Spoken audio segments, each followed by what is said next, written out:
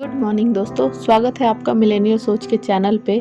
आज मैं आपको एक ऐसी स्टोरी बताऊंगी जो आपको बताएगी कि जब तक आपको सफलता हाथ नहीं लगे तब तक आपको मेहनत करते रहना चाहिए और तब तक नहीं रुकना चाहिए जब तक कि सफलता आपको हाथ नहीं लग जाती। अब ज़्यादा वक्त नहीं लेते हुए मैं स्टोरी को शुरू करती हूँ।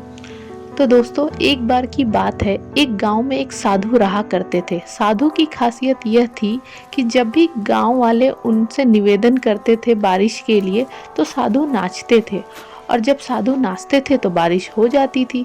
यह सिलसिला चलता रहा।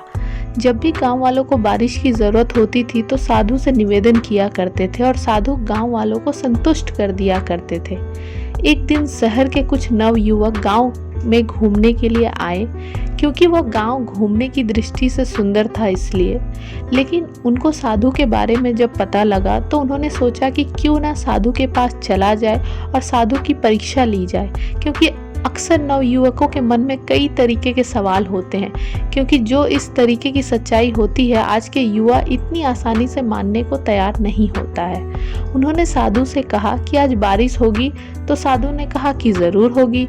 युवके ने पूछा कि कैसे होगी, तो साधु ने कहा कि बारिश नाचने से होगी, लेकिन सबसे पहले तुम्हें एक एक करके नाचना होगा। तो एक नवयुवक सबसे पहले नाचता है।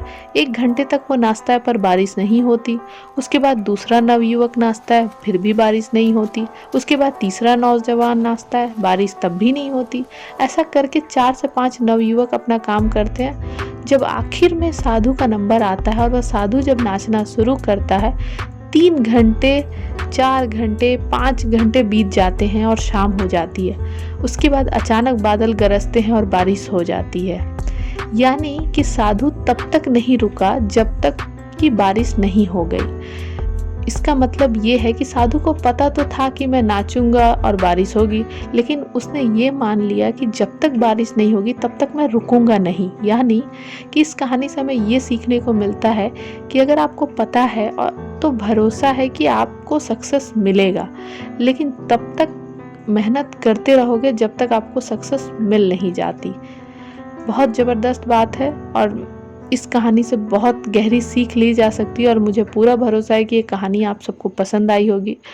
और ऐसे ही अगर और भी कहानी को सुनना चाहते हो तो इस चैनल को सब्सक्राइब कर लो, साथ में बेल आइकन्स भी दबा दो, और जो भी आपको अच्छी लगी आप अपनी फीलिंग कमेंट में जाहिर कर दीजिए। और आपका कीमती समय देने के लिए धन्यवाद। बहुत ही जल्दी एक नई स्टोरी के साथ मिलेंगे, तब तक के लिए धन्यवाद।